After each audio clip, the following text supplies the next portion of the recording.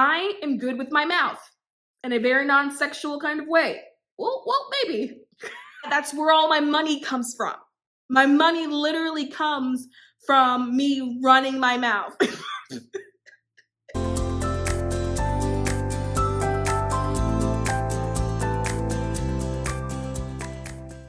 Welcome back to this channel. It is Mystic Rain, and I have another realization. So here we are, back in my kitchen.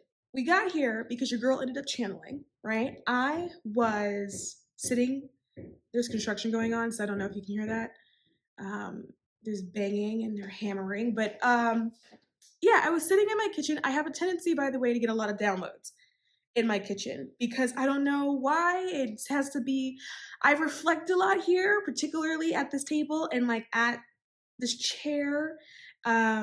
This is where I come like at the end of the day. Like, for example, if I worked all day, I'll come sit down at the kitchen table. Maybe I'll have a snack or something like that. And so I don't know, it's just a place where I reflect. And then so because of that, I find that I have a tendency to get a lot of downloads at this table. And so I started downloading, and then when I realized that I was downloading and the message wasn't done, I literally said to Spirit, like, okay, hold on, and then went to go grab my phone because I was like, I'm probably going to want to record this because this sounds like really interesting stuff. So essentially when I'm in the middle of channeling, and so it's still coming out, so it's not totally clear yet. So I don't know if my words or my sentences are going to make a whole lot of sense yet because it's like actively channeling. But what I've learned today is that souls have hobbies. And the fastest way to success is figuring out what your soul's hobby is. And so I feel like I need to first like define like soul. We have a tendency to think that we are like people or we are humans, and then there's a soul that is inside of us, or that like we have a soul. Whereas from what I'm being told, right, by Spirit, is that that's not necessarily the best way to look at it. It's not incorrect, but it's also not encompassing of how big a soul is. So it's not that we have a soul, like we are the body and the body has a soul that's residing inside of it. We are the soul itself. And so you looking at me right now, you are actually looking at a soul.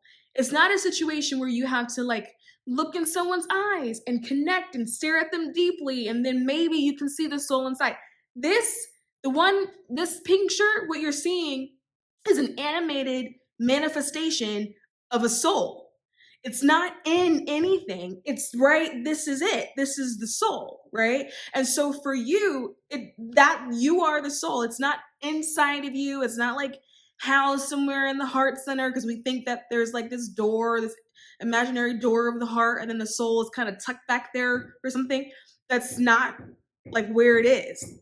The whole thing is the soul, right? The person itself, what you can actually see and what you can view is actually the soul. What happens when we incarnate, we forget this. We have, we go through this sort of journey of forgetfulness. And I suspect that the reason why we forget everything when we incarnate is because if we remembered everything, if we remembered how expansive all of this really is, I feel like in a human body, that level of energy cannot exist inside of a human body without literally blowing up. It's just too much. And so you have to forget some things in order to be able to cope with just like being a human, right? But anyway, but as the soul, because there's like this oversoul, right? Some people call it God, you can call it spirit, you can call it angels, the higher power, whatever. That oversoul is just experiencing itself, right? So the idea is that we are all one, we are all oneness, we all come from one. I am you, you are me, right? And we are all just facets of one experiencing itself.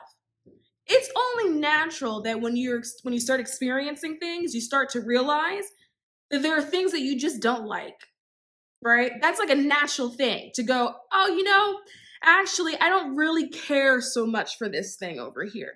And so that is what's happening, right? there are certain things that you like and certain things that you don't like because that's just what it is. But because you are soul itself, there are things that the soul likes and that the soul does not like. And so the easiest way to figure out where you can manifest a lot in your life, where you can probably prosper, make a lot of money, or just find a lot of joy, is to figure out what the soul's hobby is. And so it's not as easy as saying to yourself, okay, let me sit here and write down a list of all of the things I like to do and then figure it out from there. The soul's hobby is not what you like to do. The soul's hobby is what you are good at. It's just what you are naturally good at. And for some people, it could be something active, like playing basketball, right? So maybe the hobby is motion. Maybe the hobby is zipping through energy, air, or something like that. Um, some souls' hobby is just talking. Um, some souls' hobby is fun, right? So this is specifically what I had channeled, is that some souls like to have fun. When they incarnate into Earth, right? Some souls go, oh, the Earth seems like a real fun place to go. Some souls view Earth as being lawless, right? They view Earth as being free. And that's really kind of the other side of the coin, because I'm actually someone that has always viewed Earth as being sort of stifling and like a major gel cell on a planet, because I just feel like, what is this place? But there are souls that view that as freeing because there's no rules, and it likes that. It thinks it's fun. And when it incarnates, it's almost as if it's like on vacation. And so we may look at those people as like reckless, because these souls may be the ones that are always going to the raves, going out on time, doing drugs, um, uh, always in trouble with the law or something like that. And so we may look at that person to be like an outlaw of society, or that they're like reckless, when really, in fact, it's just a soul experiencing itself and having fun, because fun is the soul's hobby. It just enjoys it. That's why you can come across people in life who seem like they just don't have their life together. And like they just don't know what they're doing. They seem like they're not productive at all, that they're going down the wrong path. And you're looking at them like, I don't understand why you're not getting it together. And you probably have people in your family that are like this, right? And they just seem like they just are not prioritizing the right things. But it's really, that is what the soul just wanted to do. It just wanted to have fun. And that's why there's a lot of people that look like it doesn't bother them. Like we all know someone that kind of lives like that, but they seem really unbothered by like the state of their life. And you're looking at them like, I could never. But they're like chilling. They're like, all right, like they're like fine. It's because that's the soul's hobby. The soul just likes to have fun. It's like skipping through the galaxy. It just is having a good time. And what I learned for me is that my soul is like a social butterfly, is how it was explained to me. And when I was channeling Spirit, Spirit said to me, you know, we're actually really surprised watching you have your experience. I had asked them why. And they said, because the way you are living in this experience is not what we see your soul do when your soul is in its state of existence. And so existence was also another thing that I had channeled, meaning that, you know, we have a tendency to think of spirit being on the other side, or on the other side of the veil, or up there somewhere. We have to think like somewhere in the clouds, right? Whereas it's not that they're anywhere in particular, like they're on the other side or something. They're just in their state of existence. So us here, we're in our state of this particular incarnation. When you are not incarnate, because we are eternal, you go back to existence. You're still but you're in a state of existence, right? And so what they explained to me was them watching me from their state of existence, is that they said, you are typically a very social soul. That I'm a soul that kind of just is always going around meeting other souls, and I'm sort of like a social butterfly when I'm in a state of existence. And they said that also because of that, I have a tendency when I'm in my state of existence, not when I'm incarnate, to be kind of like a guide for people who are incarnate. So sort of like a spirit guide, because I just like talking and I like people. And apparently my soul, or me as a soul, am really fascinated with humans in general. I find humans very fascinating, which is why I have a tendency to guide them when I'm in existence, because I like understanding how humans feel, how humans think, why humans do certain things that they do. And so that makes me someone who's just really good with humans. I have a way of just speaking to people, whereas in my mind, I'm just talking. But to other people, it is unlocking things, clarifying things, putting things in perspective, solving childhood trauma, healing triggers. And for me, I'm just chatting. But I've always been that way. Ever since I was a little girl, people would say, but you're so wise for your age. I remember the first time someone told me that. I think I was maybe 7 or 8, because I was giving an adult advice. I used to give adults advice as a child, like work advice, relationship advice. Like they had a fight with their friend. I used to give adults advice as a kid, and they would listen to me. But for me, it always felt like something that was like common sense. But for other people, when it's received, sometimes it's just received well, I guess. But I was told that as a soul, I just enjoy that. And so for me, that was really eye-opening, because in this lifetime, right, me incarnate now, one thing I've always said is that I am fascinated by people. I'm fascinated by why people do what they do, how they do it, and what got them there. Like what was the trajectory of like thinking that got somebody to where they are. And even in my muggle job, right, I do that. Like I literally get paid to be able to analyze and then predict human dynamics, and I'm really really good at it. And so sometimes when I work with people, I think I say to them, "You don't see that?" Like to me, like, yeah, of course. So if so and so did this and said this and blah blah blah blah blah, and they like that, of course Sarah is mad. I don't understand how you don't understand how Sarah got to where she's at.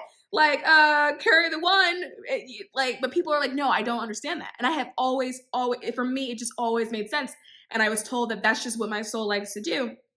And then that if I just continue to follow that because I'm just good at it, because it's a soul's hobby, right? It's not Mystic Rain's hobby, because Mystic Rain is like the persona that the soul has taken on to fulfill his existence, right? Or his experience as a human, right? But the soul itself, like that's just the soul's hobby. And so if I am in those areas in life, I will naturally find prosperity in those areas because I'm naturally good at it. And like, so for you, if you're like, well, how do I find my soul's hobby? It's about figuring out what you're naturally good at, not what you like. Because you could be really good at something, but let's say you had a negative experience with it when you were like a kid and you never healed that experience. It could actually be something that you are currently writing off, and you think that you just don't like it because you had that negative experience, when that actually may be the thing that you're actually really good at because it's the soul's hobby. So looking at it from the perspective of what do you like is not the right way to figure it out. It's about figuring out, what are you good at? What is something that you have always done well? What is something that you never had to try to do? You never had to put in effort. You never had to study for it. You never had to practice it. You just could do it or know it.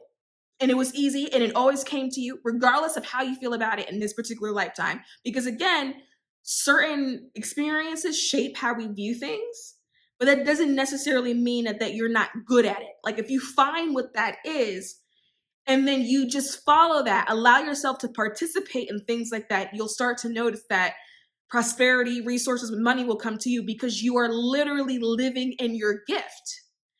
That's your talent. It's the soul's talent. It's just what the soul likes to do. And so it makes sense if you just do what the soul likes to do. You also will find yourself to feel more in balance, more in a state of harmony. You'll probably start to feel more joy or more happiness because you're now doing what the soul has always loved to do. And so the example I got was the fun example. They told me about like how some souls just like to have a good time. And so we look at that as like partying and stuff like that. Because they may like the rush. The way it was explained is that the earth has a different so we all know that the frequency on earth is different. it's a lower vibration. Some souls like that, they think it feels nice, or maybe there's a high feeling to it, like if you were to do drugs or something like that. That for some souls, they find it exhilarating, right? And so that is something that they like to do. And also, another thing is that souls do have personalities. So for some reason, in the human brain, we think of us as a person, the soul is inside of us somewhere, usually somewhere in the heart center, right? But the person is is the thing with the personality, when really what is animating the body is the soul itself. The soul is the personality, not the like so like the I don't know if you guys are like picking up what I'm trying to throw down. I don't know how to say it. I'm having like a really hard time like channeling that message out right now, but it's really like the animation of the body is being animated by the soul itself, right? We all know that like the body is the vessel, right? But literally, if the soul, like when the soul doesn't want the body anymore, the body doesn't, that's when you're dead, right? Because it doesn't move anymore. But the personality is the soul itself. The personality isn't necessarily like the person. And so souls can be funny, souls can be, because remember, it's just oneness experiencing different pieces of itself. So it can have humor. Some souls are a bit more stoic. Some souls are a bit more sarcastic. And those personalities can factor into what the soul likes to do, what the hobby is. And so for some people, the hobby could be creating things with your hands, right? Because maybe the soul likes to create and likes to see things manifest. And so maybe you are someone that's naturally crafty. Some people can just, I don't know, pick up a sewing needle and just create like an entire dress out of nothing. They don't have to write it down. They don't have to think about it. They can just think like it, or they could just think about it. When I say they don't have to think about it, they have a way of just materializing it out of thin air. If they touch it, it just appears. That can be a hobby for some people. And so if that's you, if you're someone that feels like you're just good at your hands, you're good at creating things, crafting things, putting things together, and for whatever reason, it's just always come naturally to you, and you've never had to try, like look further into that. For example, I can't put together IKEA furniture to save my life. I don't you can give me word by word instructions on like how to assemble something, and I just can't do it. It just doesn't make sense to me. I can look at a diagram and it feels like I'm looking at like some like a foreign language that I've never heard of before. It's the craziest thing what happens in my brain. Some people can see furniture and not have to pull out the instructions. They can just piece it together because their brain works that way. And they've always done it. They've done it since they were a kid, right? So if that's something that you do, which is something that's so simple, like follow the bouncing ball because you're going to find it in there somewhere. And it could literally be that you're just good with your hands. And if that's the case, then that means you have the ability to manifest a lot of things by using your hands. I am good with my mouth in a very non-sexual kind of way. Well, maybe. I my words have always, I don't know what it is, ever since I was a kid, people listen to it. I did like an aura, I did an aura, I did a picture of my aura like a month ago. I went to like aura photography, and my entire aura is blue. The whole thing. There's not another color that's in the aura, and my throat chakra is like it like lights up like a star. It's crazy. But I just have a way of just talking that in my mind it sounds like everything is jumbled, but somehow when it hits other people's ears, it just works. And I've always done that since I was a kid, and I actually enjoy it. I like running my mouth. And it's something that's so simple, but I have realized that from running my mouth, that's where all my money comes from. My money literally comes from me running my mouth and like speaking and being an authority figure in certain aspects of things, mostly an authority figure when it comes to people, right? So as Mystic Rain, spirituality, there's like a level of being of an authority figure and spirituality and how that relates to people. I make some money from that venue, but then in my muggle life too, there's also, I'm an authority figure for people in general in my muggle job, right? And I make money from that. And I've realized that it's something that's so simple. I'm really good at it. I've always been good at it. And it just so happens that in this lifetime, I also like to do it, right? And that is where all of my prosperity comes from. But the thing that's the most interesting is that I didn't always like it. Like me, like liking it a lot is actually maybe has started maybe the last 5-6 years, where I had a channeled message and it was like, girl, you're just gonna have to get it together and start learning how to use your voice, because if you want to make money one day, like that's where it's gonna come from. You need to learn how to talk and be okay with that, and like be okay with people like watching you talk. But when I was like younger, like as a teenager, I sometimes had a hard time speaking up. When I was in my early 20s, sometimes I had a hard time speaking up. And people would say, no, you should say something, because like you have a really good point to make. Like what you just said is important. People need to hear it. And one thing that I would always get as advice from people is, no, you have something to say that people need to hear. And it was always very specifically that advice. People need to hear what you're saying. And then when I allowed myself to accept that, then I grew to start to like that. But I didn't necessarily like it in the beginning, which is why I say it's not what you like to do, it is what you're good at. So find what you're good at, and then follow the bouncing ball, because when you're living in with the soul's hobby, with your soul's hobby, and you are allowing yourself to experience that, you start to fall into like this state of alignment, of energetic alignment. And for those of you who have maybe kind of figured that out, like maybe you started chasing things that you're like, oh, I'm kind of good at this. This is, maybe you were fortunate enough that it was your hobby because you realized that you were good at it, and so you start to pursue it. You probably would have noticed that over time you probably had like little side businesses doing whatever that thing was, or you would make a few dollars here and there doing whatever that thing was, or like someone would say, oh hey, I'm willing to pay you for whatever that thing was, and for you in your mind you were like, oh, this was just like a hobby. I wasn't meant to make money off of that, but like, okay, right? That is probably, you're probably somewhere close to whatever the soul's hobby is. So find the soul's hobby, and remember that the soul doesn't exist inside of something, that this itself is the soul, that you are looking at the soul itself. And there's something incredibly powerful by recognizing that when you look into the mirror, you are looking at you, the soul, because then there's an element of no longer trying to find yourself. I think a lot of people through various different phases of life go through different periods where you're trying to find yourself. I think that you find yourself and then you lose yourself and then you find yourself again. And I think that it's like a reoccurring journey. But there's something about really profound by understanding that when you look at yourself in the mirror, you're not looking for the soul. You're not looking for where your true self is. You're looking directly at it. So food for thought there. So I'm gonna end this video here, and let me know what you guys think about that. Let me know if that has brought anything into view for you, or maybe we cleared things up for you, or maybe there's like light bulbs going off in your head, and like, what are those things? Like, what are those light bulbs? If you are comfortable sharing those things, like, let me know in the comments. And if you liked the video, please hit the like button, subscribe, and as always, I'll see you soon.